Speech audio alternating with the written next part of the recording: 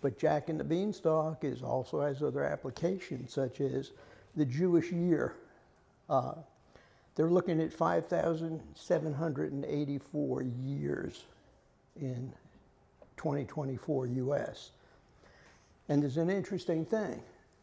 Our calendars from Hebrew, the Hebrew calendar, and the American calendar, they're two different calendars. Uniquely, the Jews celebrate leap year like we do. But in Judaism, it's called Shana Matarit. It actually translates to the pregnant year, which is quite interesting. So during the time, and we all know the history. We know the history of the crucifixion. We're blessed that we read from the Old Testament. But we sure spend a lot of time on the New Testament. And why do we do that? Because it's more comfortable. In the Old Testament, and according to Jewish law, the Jewish people were not given individual love like you find in Christianity. There's once a year in Judaism, it's called the Day of Atonement, that Jews are looked at on an individual basis, that they can repent for their sins. And how do they do that? They do it through a thing called fasting. And we fast in Lent. So what I'm going to try to do over the next several sessions is show the comparison. We're not going to become scholars. I don't think any of us are going to the Wailing Wall, so we don't have to worry about, we just want to follow the practice. So from a top down, I want to start out with fasting because that's what we're doing. We fast in the Christian training as a way of inner vision. What have we done, Lord? And by the way, that's a very interesting term, Lord. I will tell you the root of that because it actually went under 3 or 4 different names in the Hebrew. One is El Shaddai. But that's going to be a separate discussion because tonight I want to stay on this fasting and what do we do that we were picked up traditionally. So some folks give up food, right, for fasting. Some give up social media. No one gives up their cell phone because it's their lifeline. But if you'd put it away, you'd be a lot happier. In Judaism, they don't fast like we fast. Their fasting really comes on the Shabbat, the Sabbath, which is a time period from a Friday at sundown till Saturday. Everything is based on that as far as the traditions. They go to their synagogues, which may be a bad word today because now they call them palaces. Someone's in trouble. We got to pray for them. The bottom line is, my background may help you understand me. I spent I'm 80 years old, so almost half of my life I spent as a conservative Jew. I went to the youth group. I ate plenty of bagels and lox because that's what they used to feed us, okay? And chocolate milk. That was really good for all the cardiologists later in life, we found out. But their teachings were really taught by the elders. They didn't have the type of preaching in Sunday schools like we have in Christianity. The goal is for females to be bat mitzvahed and males to be bar mitzvahed. That happens at age 12 for a female, 13 for a male. So the training is concentrated, and what is it concentrated on? the Torah. The Torah is also goes by the name of the Talmud, Talmid. It's the scrolls. There's no synagogue going to let me borrow those. I can promise you to show you what one looks like because they're very valuable. They are crafted by artisans on direct order. But if you know Jewish people, if you go into their homes, you may see something on the doorpost. It's called a mezuzah. That actually is the Lord's Prayer, the Hebrew Lord's Prayer. Isn't that interesting? So again, we're going back. Now, again, we fast, or we claim we fast, but we cheat because the society allows it. So the churches are changing, the teachings are changing, because society is changing, and in order to keep attendances up and keep the congregations coming, unfortunately, and I feel sorry for anybody that's got a white collar, and I'm not talking about that you put a tie around. A priest's got a very difficult job because their job is to try to continue one's spiritual education. Another big word. What does spiritual mean? I will assure you, each and every one of us in this room have a different feeling, expression, or action what the word spiritual means. Going to church doesn't mean you're spiritual. Going to the synagogue doesn't mean you're spiritual in nature. The great thing that we have is that we are told on Ash Wednesday that we're going to go back to dust. That's the sign of the cross, okay? And how does the dust get created? It gets created from the palms. From Palm Sunday, the following year they're burnt prior to Ash Wednesday service. The reality is, in Judaism, when you come back from a cemetery, if you are either Orthodox or conservative, your shoes come off and your feet get washed at the door to get rid of the dust, to get rid of the discomfort of the loss. It's a way to basically start the grief process. So again, dust is common, fasting is common. Anybody that understands how the body works, even though we see many graphics of Jesus on the cross, has to understand that at the time, the people that wanted him crucified were not the Jewish people. There's a lot of misinformation about that. It was the chickens, as I call them, that turned over Jesus to the Jews. And their normal process was stoning back in that day. Not the type from smoking stoning, but rocks. As I get older in life, I realize I have to be careful about the terminology, because what I may say in one word and trying to explain something may mean something totally different based on the environment. So the key is, and this is an old Jewish guy that was raised traditionally, so I'm going to go back to that string. Why did I change? I spent 3 years in a CZ, combat zone.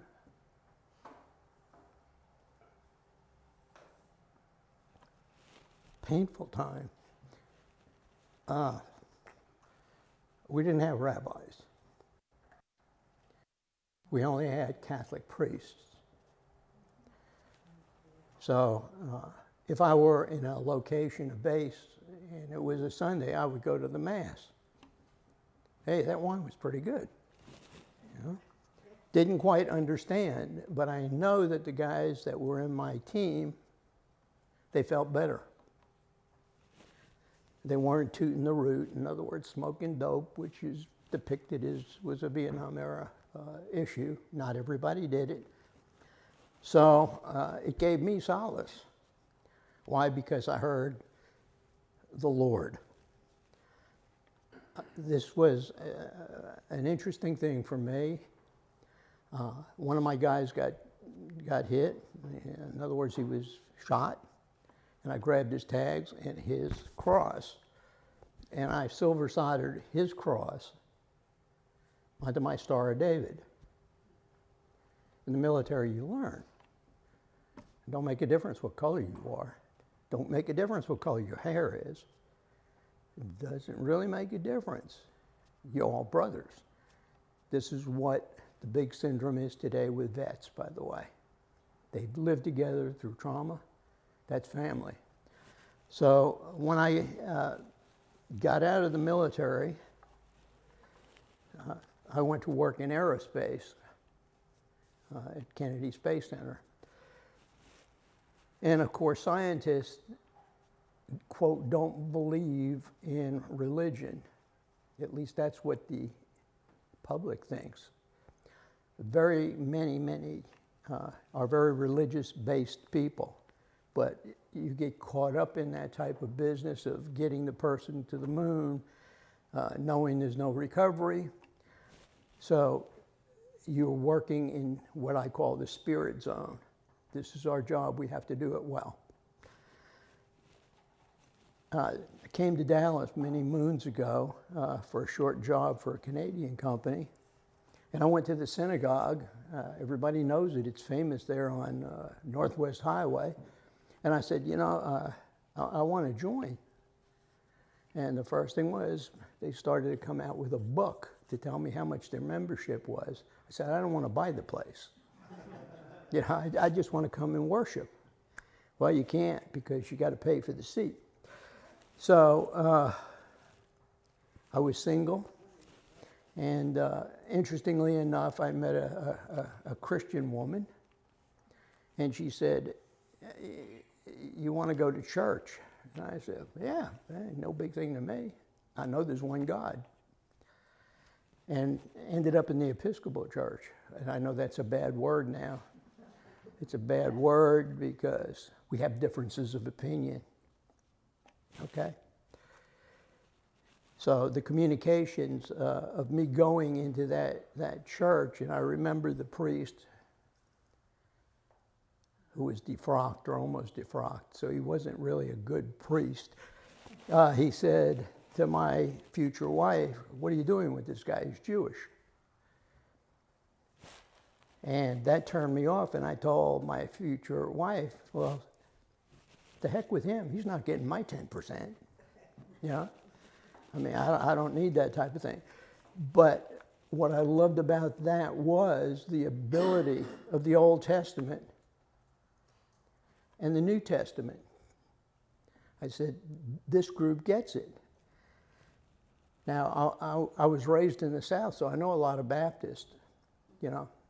Holy, holy, holy, but get that bottle of gin right after that church service. It's amazing. Not to say they're all that way, but one of my jobs was a paramedic. I picked up many of them out of their mind who had just come from their church service telling people, you can't dance, you can't drink. So, well, I guess we don't have a different level, don't comprehend it. But what I loved was I worked in an area called Fort Lauderdale, Florida. Back years ago, some of you may remember it's where the boys are. Spring break was held on the beach in Fort Lauderdale.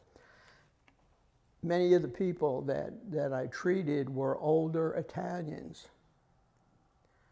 And what I noticed as I would pick them up with their, a lot of them had bodyguards. They weren't nice people, but they had family. I would start in with the typical question, are you allergic to any medications? What is your religion? That was the next one, especially if I knew that they were going to probably pass. And what I started doing was I would do the Lord's Prayer with them. Now here's a Jewish guy with somebody on a gurney telling them it's all okay, man. God's got you. So I asked a Franciscan friar who was on the ramp at one of the major hospitals I used to frequent, hey, am I doing the right thing? He told me, let's go to the chapel. And he said, you know, you don't understand. I said, it's really weird, the EKG, man. It may be tacking out, and then suddenly it slows down, and the next thing they're asystole, their heart stops. He said, you gave them peace. Keep doing what you're doing, because you're doing the work that God wants you to do. I never thought about it that way. Yeah, here I am just trying to make them feel more comfortable. So let me, now that you know how I may know about Judaism, oh yeah, my parents were very active, president of the synagogue and all this business. But Judaism has become, in my opinion, polluted. We have the conservatives. Above them is the actual Orthodox. Those are the guys that don't like to bathe. They have long hair and they have curls in the front. They're called payas. But they're very Orthodox. They will have their prayer shawls on. And if Father tells me to come back for the next section, maybe we'll go with one of those, because he does a prayer when he's getting ready for Mass that every Jew does every single day when they put their shawl on. Things are changing in society, which it makes it very hard. So you kind of understand you're in a special place because you have a special blessing, because you're getting the real meat of Christianity. But the key is, it didn't just happen. This is not the big boom theory. There's laid out what Christianity is in the Hebrew Bible, in the real language, which was Aramaic. And the translations are quite a bit different than the Greek. But again, I guess we're trying to make it comfortable. Today's a special day, by the way, in Judaism. We in Christianity, we have major holidays. We have Christmas. We have Palm Sunday. We have holy days of obligation. In Judaism, they have similar holidays, which we'll go into as we progress down this path. But today is a special holiday, and it's only because it's a leap year. It's called Purim Ketan. Purim. As a Jewish boy, they used to tell me you put your thumb in the Hamantash, which is a Danish, which had prune in the middle. That was good luck, okay? So because it's the leap year, there will be 7 Purim Ketans, which means minor festival. Similar to our lower days and not considered days of holy obligation. Now, what is the mark of this particular meal? And the particular meal on this Purim is one meal. And that one meal is a huge meal. Normally they would fast prior to the holiday. But in this case, for Purim Ketan, there's no fasting, but they only eat one huge meal. Now, I don't know, Father, if as we get into this, I can give you the references in the Talmud, which is the Torah. The problem is, I don't know if in this older library here or even where they would be available other than online. But the prayers that are said on these major and minor holidays are virtually the same prayers we say almost every day. When we get up, hopefully we thank the Maker. Not the bookie maker, but the real Maker. We give praise. And not only do we give praise, we give thanks.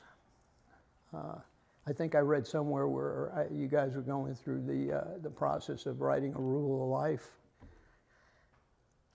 Best thing you could do for your health, for your happiness, for your soul. And in a rule, and I know this is diverse a little bit, but understand, religion's diverse. The camel's not waiting for me. There's a dart bus. The camel's not waiting for me to come out and try to make this so succinct and wrap it up. It's not wrappable. It's global. And if we get more empathy towards Jewish folk, they're going through hell right now. And a lot of folks I know are saying, well, you know, they deserve it. How can you say someone deserves it when they're attacked? I'm not a pacifist, by the way. In Judaism, it's an eye for an eye in the Old Testament. The new way is, it's okay, brother, slap me again 47 times. That's what the book said. Hit me again. It's just, again, a difference in philosophy. That's why, by the way, in Judaism, you'll find a real strength in the people, because they never forget. They don't forget the Holocaust. They don't forget what happened to their families in Europe and Germany in particular, Romania. They've had a tragic life. When Israel was formed in 1949, it wasn't given to them. It was pure but desert. Today, if you look at Israel, 75% of the software used in this country, guess where it comes from? Israel. You talk about cardiac medicines, which allows old farts like me to keep going, okay? Where did they come from? It's from Israel. But they live an extremely difficult life over there. But they know how to handle trauma. And how did they learn this? They learned it through experience.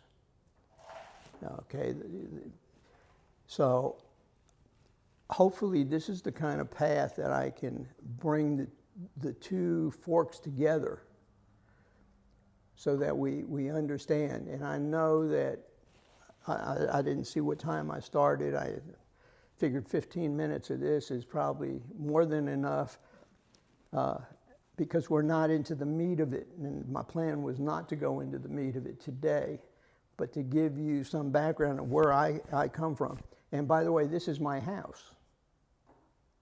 I spent 33 years in this house. But I was called to go elsewhere. Wasn't easy, but it may be the Jewishness in me that says, I got to give it a go. I'm being pulled. And it pains me to see y'all are struggling. But I know God's good. Whatever the plan is, we don't know. But we're going to survive through faith. So, any questions about the generalization that we covered tonight? Well, you mentioned the Jewish practice of fasting, and you might have given details that I missed, but exactly how do Jews fast? How is it different from like what we do in Lent? How is it different from like Ramadan, where there's fasting all day long and gorging all night? In Judaism, when they fast, particularly like for the Day of Atonement, the highest holiday, okay, the Yom Kippur, and then Rosh Hashanah. The Day of Atonement is another name for Rosh Hashanah. It's the New Year. That fast starts at sundown. That fast is difficult. There is no water intake, no food intake, no medication intake, and just prayer. And it's for 25 hours, actually. It isn't like the rabbi gets up and wants to talk for the first hour, because most of the people, they're falling asleep because they don't have any nourishment, okay? But they paid for those seats.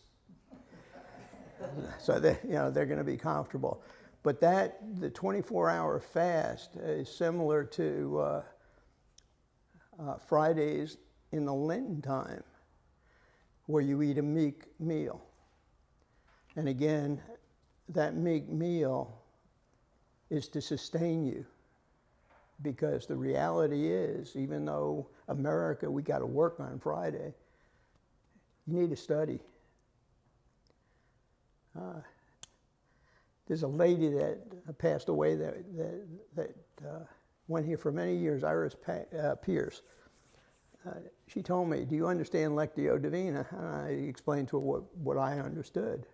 And she said, it's amazing. How do you understand it? You don't go to my school. I said, well, it's not the $25, Iris. The reality is, Jews practice that. They have another name for it, but it's the same practice. We put candles on the altar. Guess what? There are no candles close to the high altar in a synagogue. Why? The insurance guy said no. You want to burn those Torahs? Okay, so they're set back. We have choirs in the Christian faith. We have music directors. In Judaism, there's a cantor. Since I married out of the faith and converted, for an example, I cannot read from the Torah any longer. I can read simple prayers, but I cannot look at those scrolls. The scroll, by the way, the Torah is something, it's made on sheepskin, it's hand done. They don't touch them. They use a silver pointer to read the lines, because the oils from your skin would destroy those over time. So there's a lot of detail about where we actually came from. And it's not the Big Bang Theory. It's more important than the Big Bang Theory. We came from a loving God.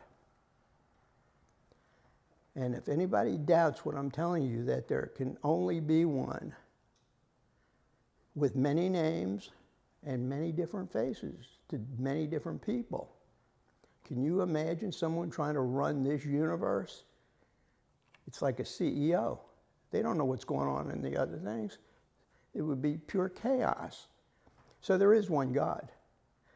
The blessing in Christianity, which is the roll-up, is you call it the Messiah. And you understand through training the Trinity. The Jews aren't there yet. Okay? They're not there yet. Their focus is on El Shaddai, another name, Adonai. Now, if you're Jewish and you use that last term, you got to put your hand on your head unless you have a yarmulke. Gee, a yarmulke. What's that? It's the same thing the bishops wear. They know they have to be protected, okay? You cover your head, just like women in the church used to cover their face with a veil. We're getting away from it because it's not convenient. It's not the in thing. And the real question that I have, and it's just a general question, when my time comes, I'm not going to say, hey, yo, you got space for me? I'm going to say, I'm ready. And do with me as you've always trained me to do. So that's the short time tonight. Hopefully it's short, about 15 minutes. Any questions, general questions? I don't do circumcisions, by the way.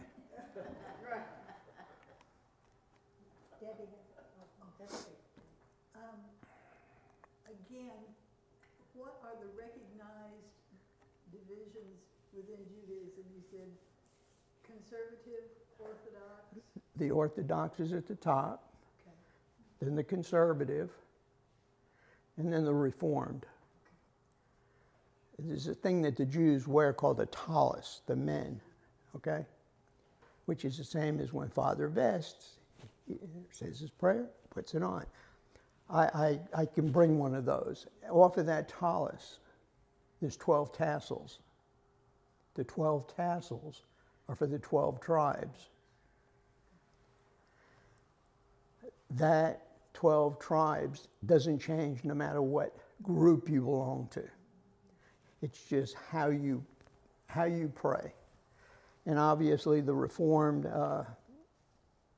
many of the synagogues have female rabbis.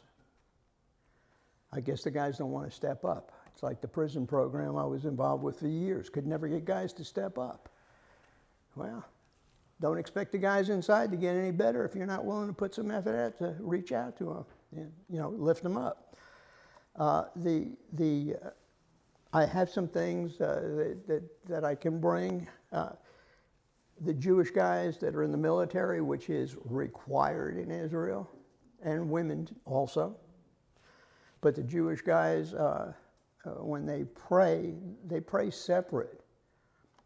Okay, and for an example, off Hillcrest is an Orthodox Jewish temple.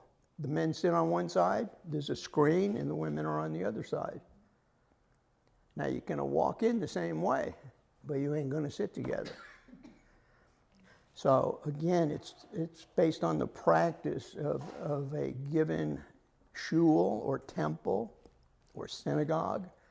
All these names, they mean the same place, the same thing. It's a place of worship. So what I hope to bring into this is more about the Jewish root.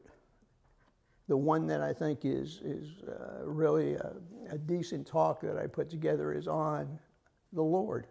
Where did it come from? Anybody here have any idea how many times in the Bible the word the Lord is used? About 7,000, okay? This is a problem. We're holy. We say we're holy. Do we really understand what we're reading? And that takes time, and it takes energy, and it takes practice. I never remember a prayer, to be very honest with you. I want to read it. I remember when I was in the hospital, the priest came in and they started doing prayers, and they said, "Why aren't you saying anything?" I said, "Give me the book. I don't need to memorize it. I want to read it. I want to see it." Because if we just say it, we're not getting the full depth and breadth of what it really means. There was another question floating. What did your family do when you married Janet and became a Christian? Well, the reality is my mother and dad had passed away. My mom while I was in Nam, and my dad right after I got out of the service. They told me, "God, you're never going to be buried in a Jewish cemetery." And I said, "Yeah, I just put my hand out, make sure they don't cut it too deep, because I have a tattoo." You can't defame your body in Judaism. It was really funny because my sister-in-law was who I was closest with, and we were close to getting married. And she confided in me. She said, "I have to tell you that when he advised that he was marrying out of the Jewish faith," she said, I first thought, oh my gosh, he's not going to be able to. And then when he became a Christian, when he was baptized, that really upset her, and then when he was confirmed. But she came around because she said, she just lost her husband, so I'm a little bit emotional. Anyway, she said, "I can't imagine having a sister any better than a Christian person." She was thrilled. She said, "It could have never meant anything else that I would have accepted." But what was funny is we were at St. Andrews in Farmers Branch when he made the conversion, and he went through confirmation class, and the hardest thing for him was to understand the Trinity. I thought it was the river. You know? And when he finally did, he finally connected the Father and the Son and the Holy Spirit. It was really very, it was like a light came on. Yeah, those being raised in Christianity, depending, I think, on the parish and the teachings and the abilities to really produce what we're being taught. It's critical, because if you don't understand it, you're going to lose it. And where do we lose a lot of young people? When they go to university. I call that pollution U, because we have all these modern people today teaching that were hired to do specific tasks, but they're more social in it. Oh, you don't do this or you don't do that. My confession is, when I became a Christian, I became a better person. And the reason that I can say that is, I like clothes. I'm not a female person, but I like clothes. And if I go into a store and it said it was marked down 50%, I said, man, that's still not worth 50%. So I'd look at the labels until I found one and I'd move it, okay? My first confession to a bishop before I was baptized was Bishop Terwilliger. And he said, man, you got a lot of baggage. I said, no, it's good quality though, you know? So I just think you'll enjoy more about the Christian faith by knowing the root more. You know, it doesn't mean you have to have a Seder here. There are places, you know, or 2 or 3 parishes get together, you have a Seder, they use a book called the Haggadah. We even make a meal for a guy that's not present, Elijah. And we hide the matzah. There's a reason. That's because the kids need to find it. So only kids are allowed to look for that matzah that was hidden during the meal. So there's a lot of these things that occur within Judaism that are very parallel, again, to true Christian life. So I thank you for hearing me out this evening. Again, this is not deep in this first session. Paul, tell us a little bit about the Hasidic part of it. Is that a group of ultra-Orthodox, or how do they fit into the scheme of things? The Hasidic Jews are generally the Jews you find at the Jewish cemeteries. They don't want to work in a job because they're almost like the guys with the buggies. They don't like the modern stuff. I don't know what their homes look like because I don't know too many Hasidic Jews, particularly in Texas. But they are ultra-Orthodox, is the best way to put it. And it's the same way, you may have heard the term Zionist. Do you know what that means, Zionist? Truly means you're a lover of Jerusalem, okay? Yerushalayim.